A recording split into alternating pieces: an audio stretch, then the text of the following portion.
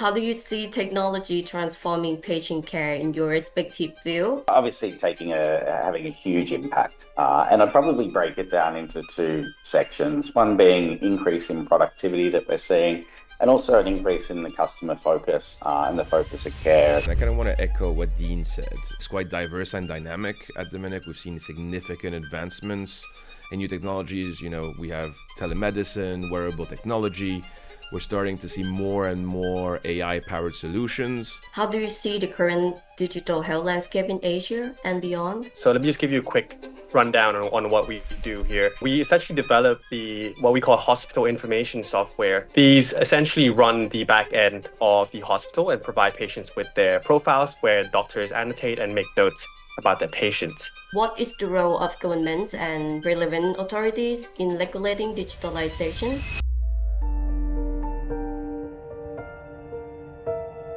Good day, everyone, and welcome to our webinar on transforming patient care through technology. I'm Sasitorn Kongrad, Team Lead Operations, Axios International, Thailand, and I will be moderating this discussion of the intersection of healthcare and digital innovation in Thailand and in Asia.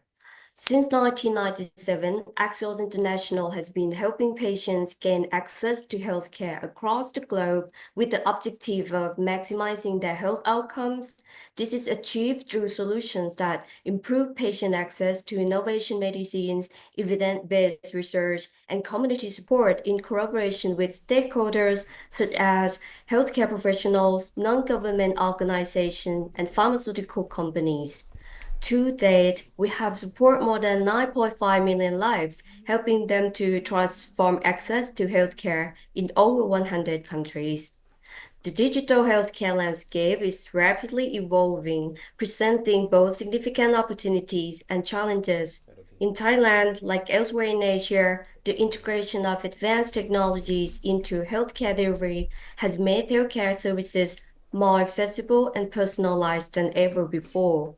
This transformation is not just about technology, it's about enhancing lives by ensuring that quality healthcare reaches those who need it most, regardless of their location and affordability situations. As we delve into the discussion, we will explore how these innovations are not only addressing existing healthcare gaps, but also paving the way for more resilient and responsive healthcare system.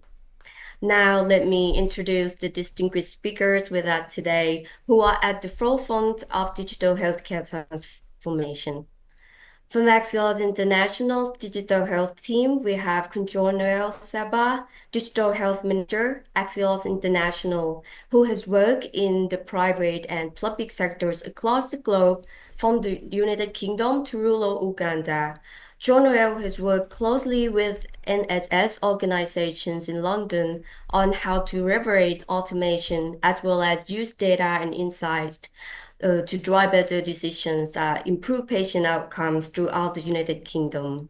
We also have Kundin Jones from Health Deliver Asia, a premier provider of medical assistance across Southeast Asia through collaboration with global partners and strategic utilization of in-house medical expertise. Health Deliver Asia provides specialized integrated healthcare solutions for professionals and families, ranging from offshore paramedic support to reliable telemedicine system and delivery of home and healthcare services. And from Ever Medical Technologies, we have the Chief of Staff, Kunpip Sivikan, in establishing decentralized infrastructure for patients' health data sovereignty. He applied his consulting experience in using machine learning models in healthcare to predict cancer progressions and conducting strategic due diligence and value creation work for software businesses. So I want to start talking the discussion about the role of technology in patient care.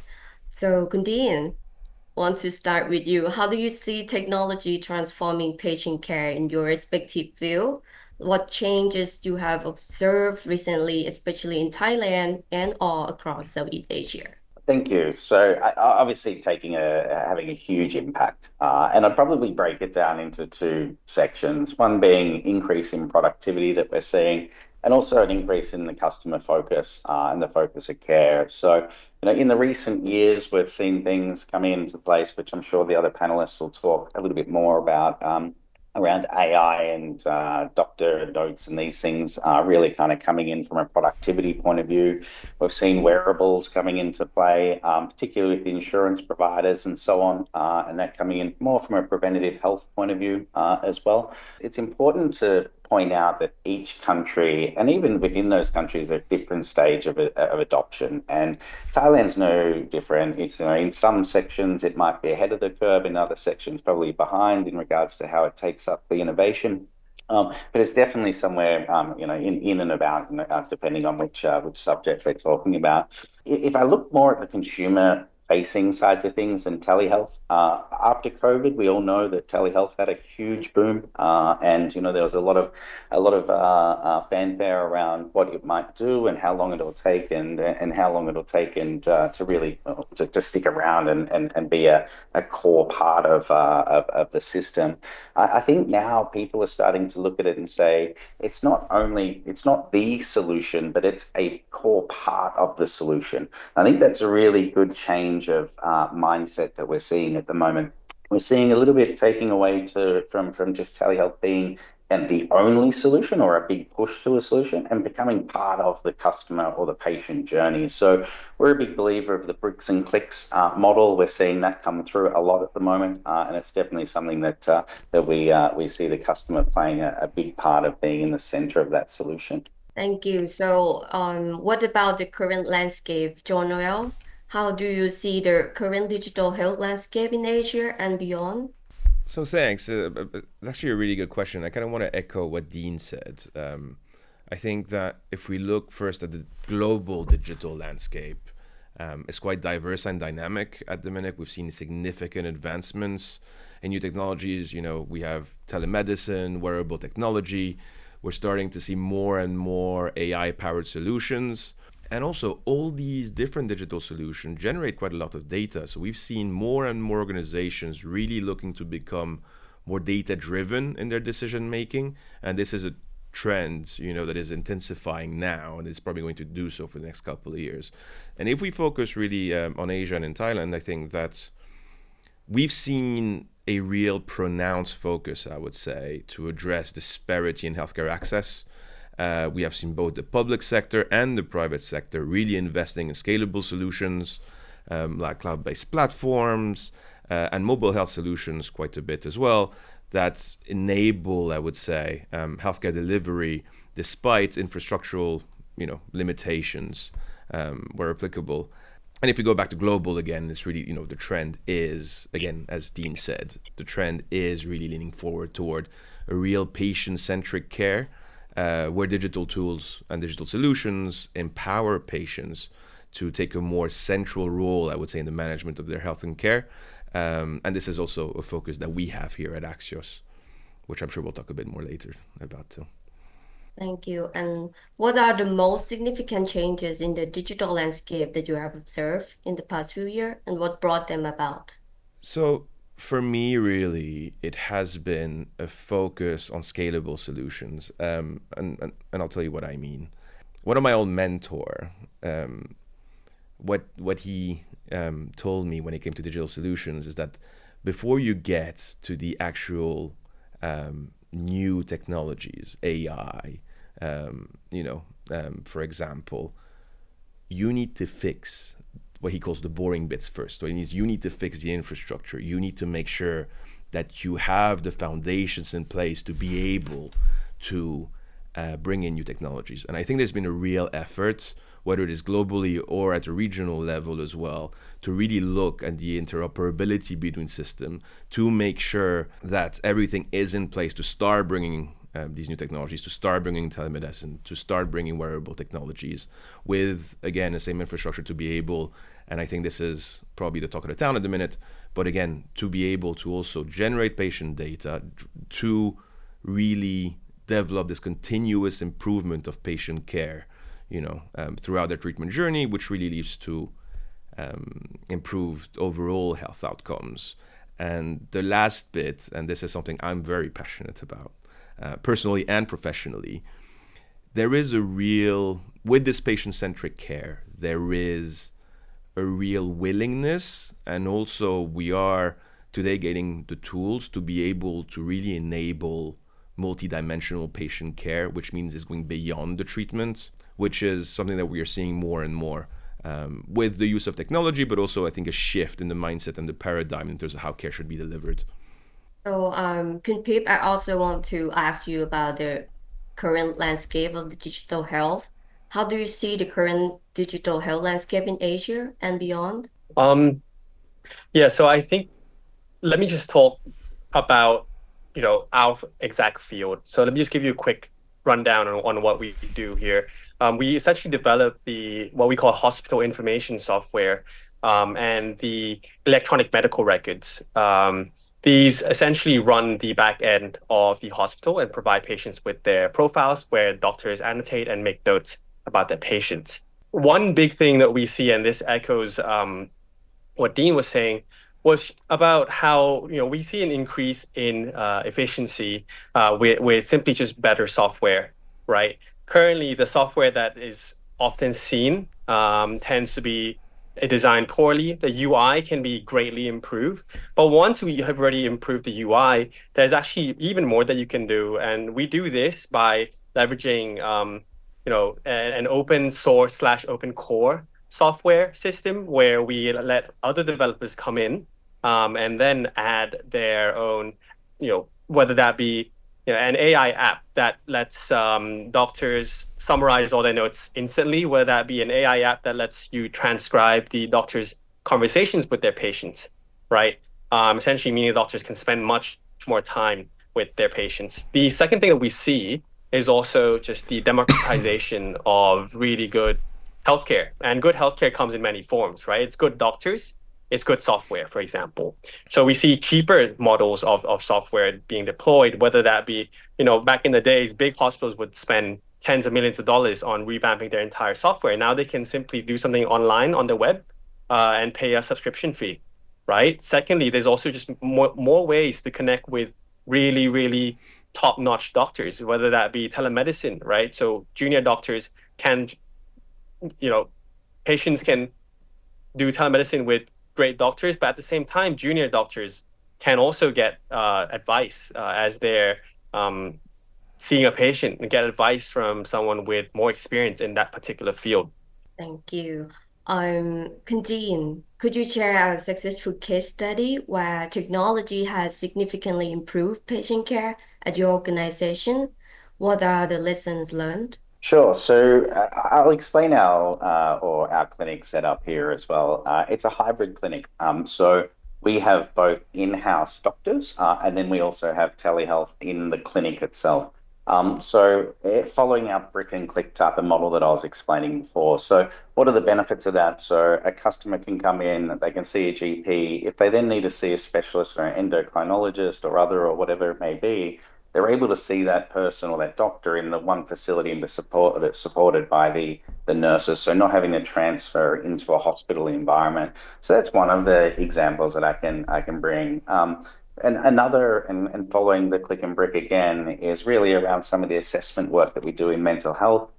When we do the assessments, sometimes it's quite difficult to just organize the timings with the patients and so on and get that trust. So we're able to use telehealth to have that first conversation with the patient and with the parent, potentially at home, build that trust with the caregiver, and then come in for the assessment and so on. And then from there, if it progresses into other therapies or potentially medicine, we're able to deal with that in the most convenient way. So again, really kind of transferring into that patient-centric solution being the absolute key to everything we do. Another example, and the last one that I'll probably jump onto is more around looking at devices that we're able to deploy.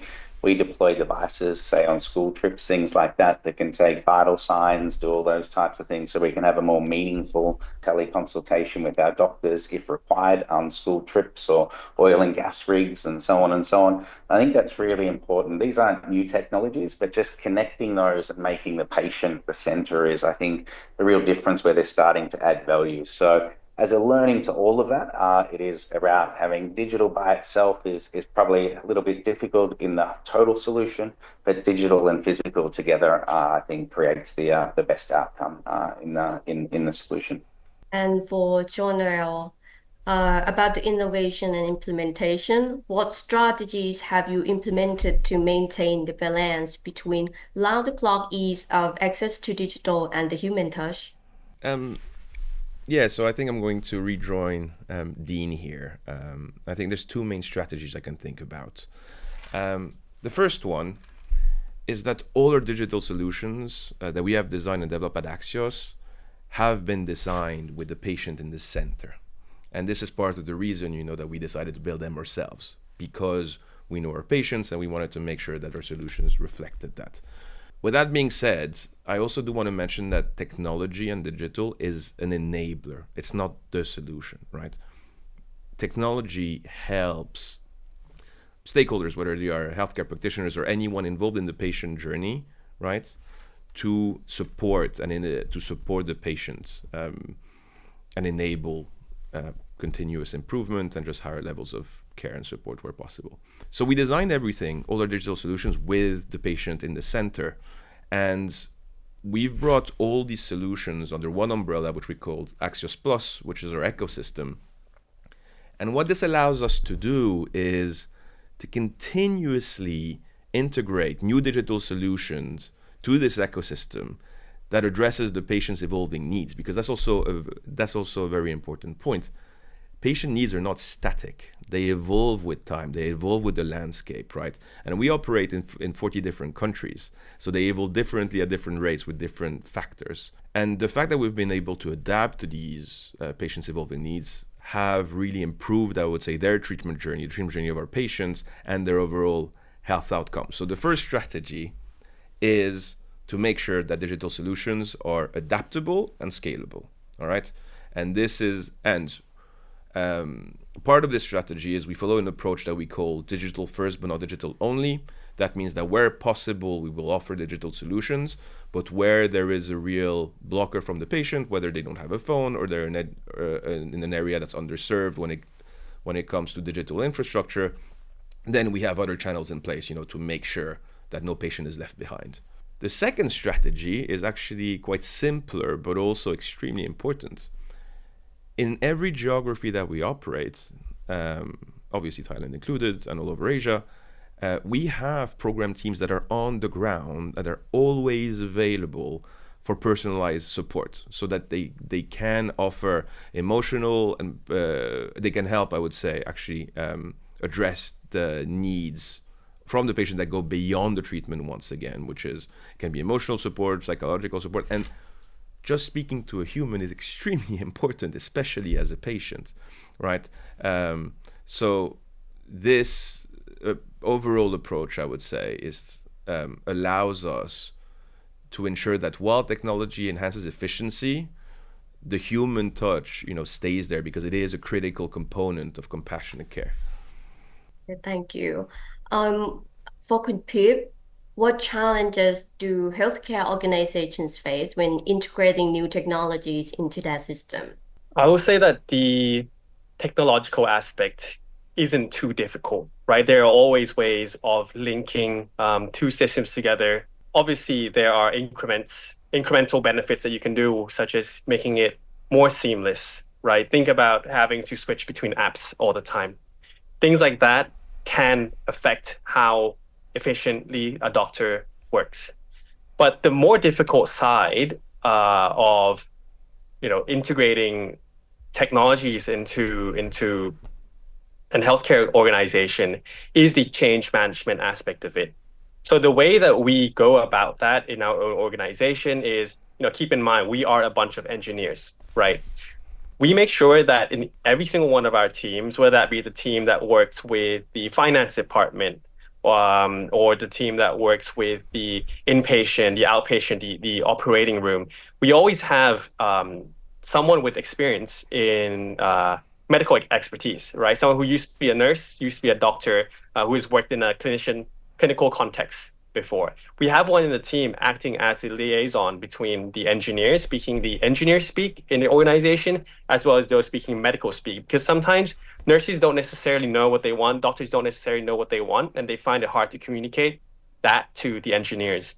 The second thing we do is we ensure that we have what we call a product champion or a change champion within the organization that we're implementing it in. So someone who is, we've convinced that our technology is great, it will improve their lives by a significant amount. And then therefore they also go in and bring about change internally within the healthcare organization. They become the point of contact for other nurses, other doctors who can come in and ask them, hey, how do I fix this? You don't have to come to us all the time. You can go to your change champion, your product champion. Thank you. Yes. Thanks. I did want to add a bit to that, because I think that as we are different organizations, we operate differently in different markets. I think everybody has a different set of challenges, right? And I couldn't agree more with Pip here. Change management is a fundamental it's a fundamental consideration, I would say, more than challenge itself, because you can have the best solution in the world. If nobody uses it, you don't unlock the value. And there's actually two more challenges that from the Axios side that I wanted to add here. The first one, given that we work in low to middle income countries, infrastructure inequality is quite a significant challenge for us. This is why we have the digital first but not only approach, right? Because you can go in some geographies or some areas where patients don't have access to internet, they don't have phones. Sometimes there's discrepancies when it comes to digital literacy. So this is where these kind of hybrid approaches really help. And the second one, which I'm sure is no surprise to anyone, is as we become more and more reliant on technology and on digital solutions, and we generate more data, we need to make sure that data security best practices, I would say, evolve with the evolution of technology at the same rate. And this is something that's constantly being refined, whether it is at governmental level, whether it is at organizational level, so it's something to keep in mind, especially in the industry that we operate, which is where is quite regulated when it comes to data privacy and security. So for the patient engagement and experience, I want you to emphasize a little bit in what ways can technology enhance patient engagement and improve patient experience. Can you provide examples from your work?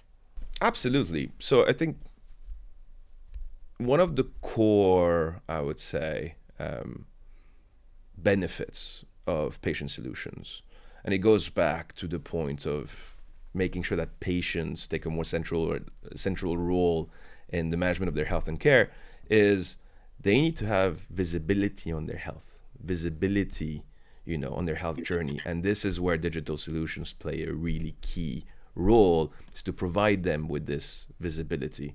And it's also extremely important to us here at Axios because we operate when the patient is outside the hospital.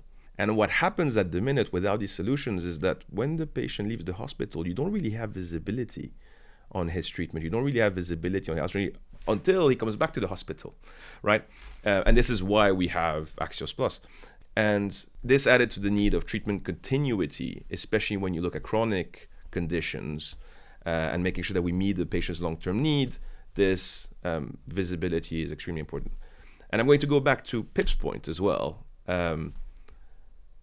Is digital solutions, all in all, if I were to simplify it, it makes everything a bit faster and a bit easier. And this is where patient-centric solutions, meaning they have been designed with this patient at the middle, at the center, right, bring this additional level of easiness and quickness. And I'll give you an example. So for part of joining our programs, we conduct a financial assessment of the patient to understand, what they can afford when it comes to treatment. And for this, we ask for a lot of documents. We have some patients sometimes that have to send us 50 financial documents so that we can conduct the assessment. And they used to either bring it to the office, they would send it by mail, they would send it by email as well, but sometimes we would get like 10, 15 emails with different documents, right?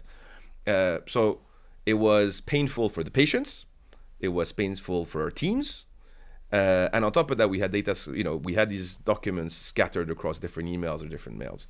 So now, we have a patient application, My Health for our patients. They can just upload all the documents directly on the app. It's nothing groundbreaking technology-wise, but this has significantly transformed the patient experience when joining our program. And it has helped our teams, and it has something that has popped up in feedback sessions we have with patients. So the changes to patient experience, they don't need to be massive changes of new technologies. It is just about listening to the patient, talk to them, understand the pain points, and then fix them. And for me, and this is what I've seen over my career, and is something I still hold dear now, is more often than not, the simpler it is, the better it is when you look at technology. I strongly agree with that. And for Condeen, as we embrace digital solutions, how can you ensure that the patient remains the center of their own care? I think the common theme that we all agree upon is the customer needs to be at the center. So I think this goes hand in hand with all the different technologies that are coming out at the moment. So, I think for companies or hospitals or clinics or organizations that aren't thinking that way, I think they'll be left behind in that next stage. So for me, again, it's that physical, so the physical and digital coming together. But if you look at patients now, we've all just discussed, there's a real push for patients to have access to their records, for that to be available. Obviously, there's different degrees in each country of the capabilities in that space. We've got wearables where we can see our own different health parameters and so on. So, I think as we go through this journey, it's inevitable that the customer or the patient will continue to just get closer and closer to the center of their own care. So, could you tell me what roles do data analytics play in improving healthcare access outcome?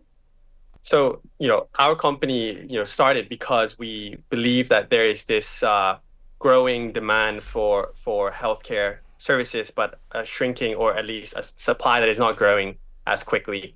And we view data as the enabler to push the production curve out for the healthcare resources supply, right? So to answer your question very quickly, it's very, very important, data analytics. And I'll give you some pretty concrete examples. One, to do with better personalization. Two, better understanding of processes. And three, better predictive capabilities. So on the first part here, we have personalization. I'll give you an example here to do with, say you have two pharma companies, both running trials on a very similar immunotherapy cancer treatment, right? One company finds that 8 out of 200 patients got better, and they concluded that the drug was not statistically significant and was not effective. Now, the other company, what they found was that these 8 people all shared the exact same genetic mutation. And they found this because they had much more data at hand. They had much more data available to them to do these, very detailed analysis of their results. And that would make the drug very, very significant, right? Because then you would simply put it in your indication that you must have this genetic biomarker in order to receive this drug, right? The second part here is about processes. With better data, we can essentially improve the efficiency of processes in a hospital, whether that be, identifying bottlenecks in the entire value chain, or the entire process from the patient going into the hospital and then leaving, or even optimizing staff schedule. What else? Bed management, for example, right? Lastly, we talked about predictive capabilities, and I think I'm gonna leverage an example from my past experience here. We had so much data that we can use from these hospitals and pharma companies that we were able to create a machine learning model that helped us predict when a patient would move from MDS, which is a precursor disease, to this type of leukemia called acute myeloid leukemia. We were able to predict when patients would progress from the precursor disease to the worst cancer, right? And that way we can come in at the right time with the drug in order to extend that period or perhaps stop that from happening completely, right? So having a lot more data, as I mentioned, is great for the processes.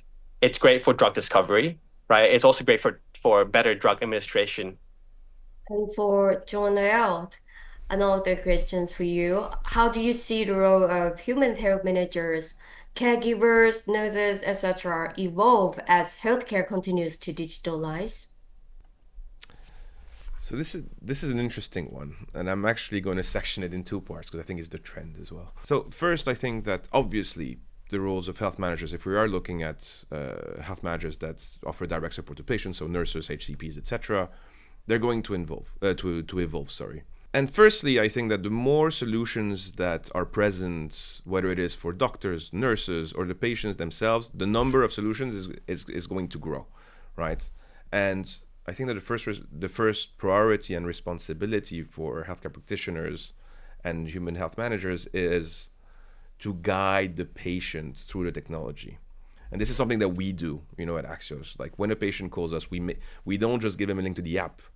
We go through with the patient through the app, making sure that we explain very clearly what the different functionalities are, how they can navigate it. And as technology becomes more and more complicated, becomes more and more capable, and we have more and more digital solutions, I think that HCPs are going to have a role of this guiding hand to make sure that the patient can navigate this digital, I would say, landscape.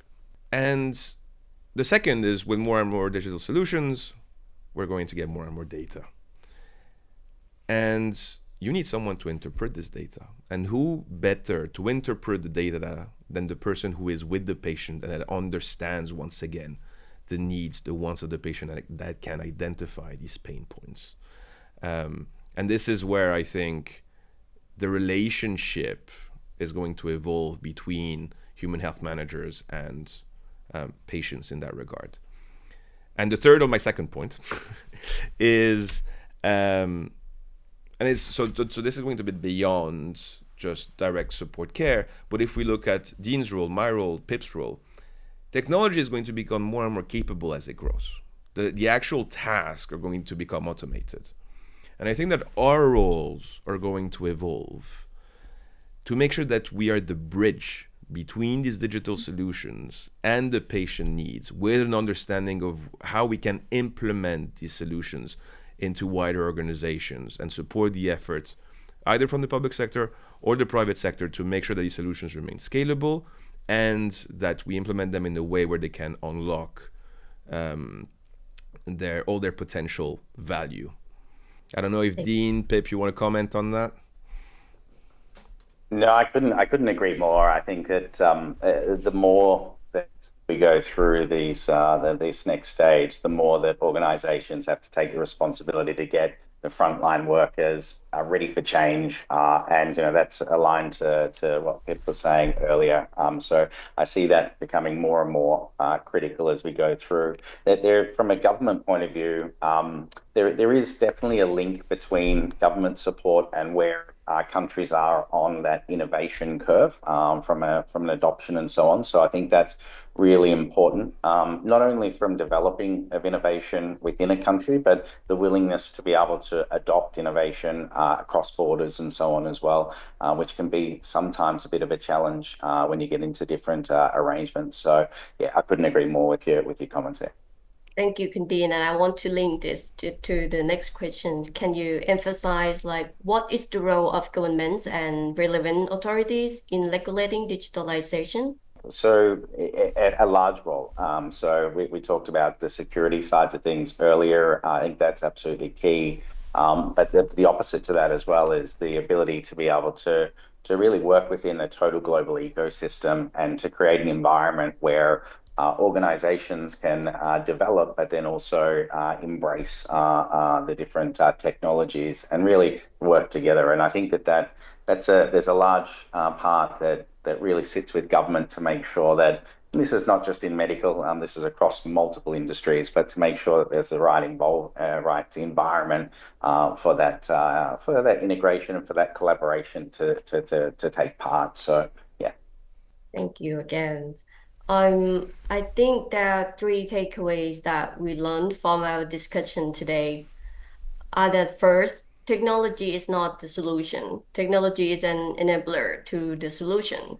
Digital solutions are a way to minimize limitations that are provided by a local infrastructure.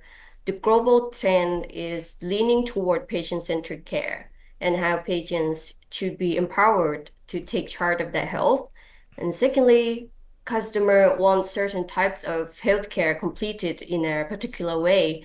So the right answer is a real combination of digital bricks and mortar and in-person consultations at the right time and right procedure. Thirdly, data analytics, personalization processes, and predictive capabilities are very important since they link back to preventative medicine. Well, thank you all for joining us today, and we look forward to continuing these important conversations about the future of healthcare technology. While technology is a powerful tool in transforming patient care, it is a combination of innovation and empathy that truly enhance the healthcare experience. Thank you for having us. Thank you. Thank you. Axios, transforming access to healthcare.